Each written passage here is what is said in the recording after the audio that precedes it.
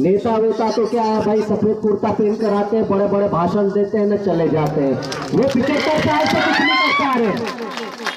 हमारे बीच भी नेता जनप्रतिनिधि बैठे हैं, मैं उनको ही नहीं बोल रहा हूँ, बुरा ना माने, लेकिन बता रहा हूं हमारे देश में इस लोकसभा विधानसभा में यदि मध्य प्रदेश की बात करते हैं तो 47 विधायक है, 6 सांसद है, 1 राज्यसभा सांसद भी है। लेकिन आज देखो तो सबसे ज्यादा शोषित पीड़ित व्यक्ति कौन है? आदिवासी है। एनसीआरबी की रिपोर्ट देखते हैं तो पता चलता है आदिवासियों के ऊपर जो जुल्म हो रहे, जो अत्याचार हो रहे, जो शोषण हो रहे, वो विश्व में सर्वाधिक है। क्यों भाई? हमने तो 46 6 प्लस 1 साथ छोड़ रखे, तो ये किधर है? ये सिर्फ आते हैं भाई साहब, भाषण देते हैं और चले जाते हैं, और हमारे जैसे बोलते हैं तो धीरे से कोई ट्रांसफर कराता है, कोई सस्पेंड कराता है, न बेरोजगार युवा पे बेचारों को लाठियां खिलवाते हैं, और अत्याचार करने के साथ साथ FIR भी होती है। आज मैं जिस जिले से आता हूँ, अलीराजपुर, एशिया में सबसे पिछड़ा जिला है शिक्षा के स्तर में। संविधान को लागू हुए 1949 से लागू हुआ है, पंचायती राज अधिनियम 1994 से लागू हुआ है, पैसा एक हम बोलते हैं 1996 से लागू है, लेकिन अमल कहाँ हो रहा है? इस मूर्ति को स्थापित करने के लिए हमारे लोगों को संघर्ष करना पड़ रहा है, 5-5, 10-10, 20-20, 50-50 रुपए इकट्ठा करना पड़ रहा है। सरकार कोई हमको बजट नहीं देती है। अभी हमारे पूर्वज आदमी लेके ना, बुजुर्ग आदमी लेके 5-5, 10-10 रुपए वो पोटली में इकट्ठा कर रहे थे, गल्ला लेके गए। ऐसे कार्यक्रम करने पड़ रहे हमको। ये मूर्ति स्थापना ऐसे ही नहीं हो गई है, ये सिर्फ फोटो नहीं है, ये एक सिर्फ मूर्ति नहीं है, ये एक इतिहास है। इस इतिहास से अवगत करवाने के लिए हम लोग ये मूर्तियां स्थापित कर रहे हैं। हम मर जाएंगे, लेकिन ये जो विचारधारा रहेगी वो जिंदा रहेगी ना, तो आपकी आने वाली पीढ़ी हमेशा लड़ती रहेगी, बोलती रहेगी, संघर्ष करती रहेगी कि हम इनके वंशज हैं, हम इनके DNA हैं। और जब आपको पता चल जाएगा कि टंटा भील कौन था, बिरसा मुंडा कौन था, राघोजी भांगरे कौन था, तिलका मांझी कौन था, राणा पुंजा भील कौन था, ये जब आप जानने लग जाओगे तो आपको वास्तव में पता चल जाएगा कि मैं इस धरती का मालिक था। आपको मैं बता दूं, आजादी की इस लड़ाई में लोग हमको 1857 की बात बताते हैं, 1857 की क्रांति के बारे में पढ़ाते हैं। आज 1857 की क्रांति की बात आई तो 2 मिनट और संचालक महोदय को मैं बता देना चाहता हूँ, और दर्शकों को भी, हमारे साथी लोग जो बैठे कार्यकर्ता, आज जो 18 सितंबर है, 1857 की बात कर रहा हूं मैं। हमारे बीच में तो महान योद्धा जो आज ही के दिन शहीद हुए थे, उनका शहादत दिवस है। वीर शहीद हमारे शंकर साहब, रघुनाथ साहब। विश्व में ऐसी कोई उपलब्धि किसी के पास नहीं कि बाप और बेटे को दोनों को एक साथ अंग्रेजों ने तोप पर बांधकर उड़ा दिया गया था। आज तो हमारा बाप अलग जाता, बेटा अलग जाता, एक कांग्रेस में गया, एक भाजपा में गया, और बच्चे के आपने बाप में पैदा हो गया आजकल। तो ये लड़ाई चल रही हमारे गांव में, हमारे क्षेत्र में। लेकिन उस समय देखो, अंग्रेजों के मध्य जाके हमारा आदिवासी बाप और बेटा दोनों ही अंग्रेजों से बगावत करते हैं।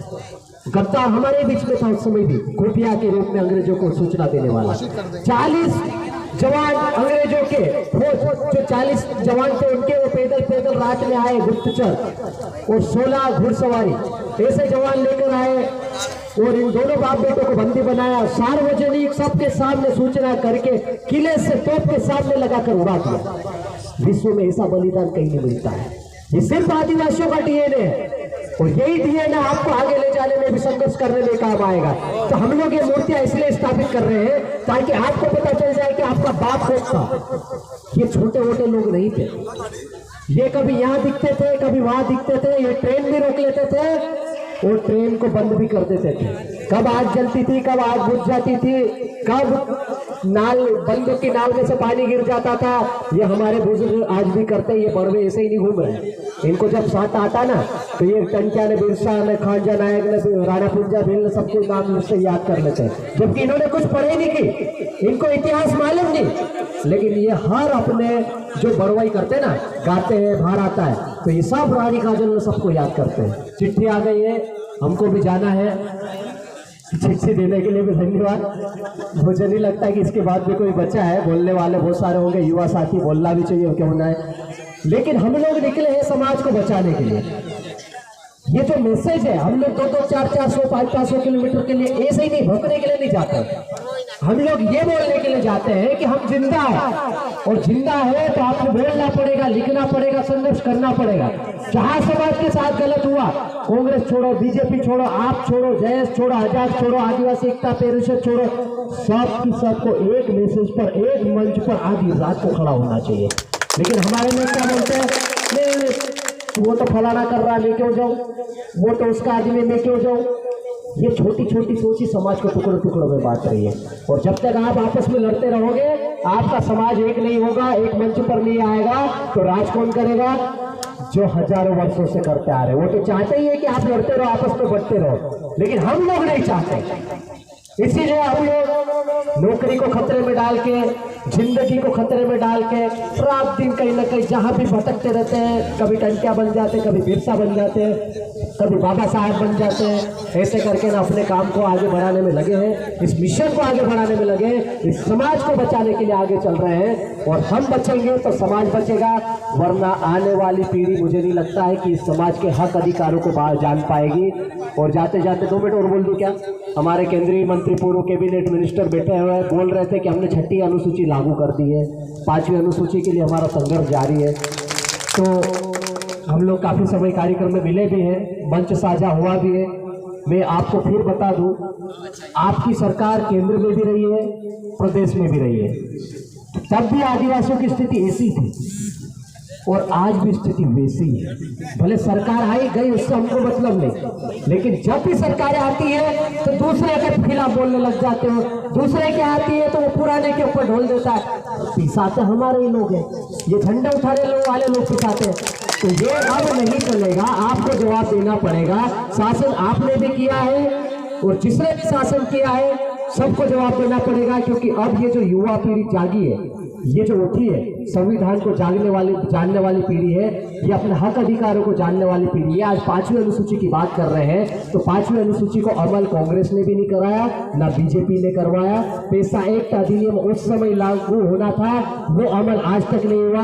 भले सरकारें बोलती है संशोधन करके लागू कर रही है, लेकिन वास्तव में आज भी ग्राम सभा को 13(3) का को जो विशेष अधिकार प्राप्त है, विधि का बल प्राप्त है, वैसा नहीं हो रहा है। क्योंकि हमारे क्षेत्र में जो अधिकारी आते हैं उनको मालूम ही नहीं कि ये कौन सा क्षेत्र, 5वीं अनुसूची क्षेत्र में कौन सा अधिकार लागू होता है, उनको ही नहीं मालूम है। तो आप जब तक ऐसे अधिकारी नहीं पैदा करोगे, ऐसे अधिकारियों की पोस्टिंग यहाँ पर नहीं करा पाओगे, जब तक IAS और IPS कैडर में ये पाठ्यक्रम शामिल नहीं करा पाओगे कि 5वीं अनुसूची में आपको ये पढ़कर जाना पड़ेगा, तभी आपको अलीराजपुर, धार, झाबुआ, खरगोन में पोस्टिंग मिलेगी। तो ये जब तक आप नहीं पढ़ाओगे तो उनको क्या पता चलेगा कि यह भीली भाषा बोली जाती है, या टेंटा भील का राज था, या राणा पुंजा भील पैदा हुआ था, उनको क्या पता चलेगा। तो ये पाठ्यक्रम में शामिल होना चाहिए। और जब पाठ्यक्रम में वो पढ़ के आएंगे तो हमारे लोगों को फिर बाद में ग्राम सभा बुलाने की जरूरत नहीं पड़ेगी। एक ही व्यक्ति ग्राम सभा के माध्यम से प्रस्ताव लेके पहुंच जाएगा, हमारे काम आसानी से हो जाएंगे। तो आपने मुझे सुना, उसके लिए बहुत बहुत धन्यवाद। बाद में भी बहुत सारे वक्ता हैं, संचालक महोदय से भी माफी चाहूंगा, 2 मिनट ज्यादा बोल लिया हूँ। जाते जाते नारा लगा लो, जोर से लगा। MLA साहब ने भी बोला है, तो अब जोर से एनर्जी आई जाएगी हमको भी।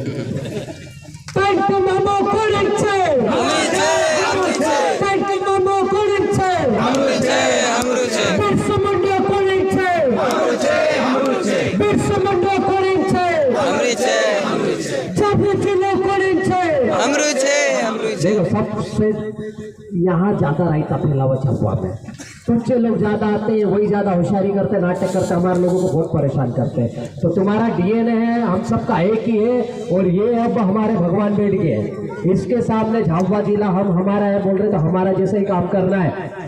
मालिक बनकर आदेश बढ़ के काम करना है, नौकर बनकर या मजदूर बन के, मजबूर बन के जी करके काम नहीं करना है। तो इसलिए इसका नहीं है भाई, हमारा तो है, बोल रहा मैं अलीराजपुर आने के बाद भी। तो बोलो ना जोर से,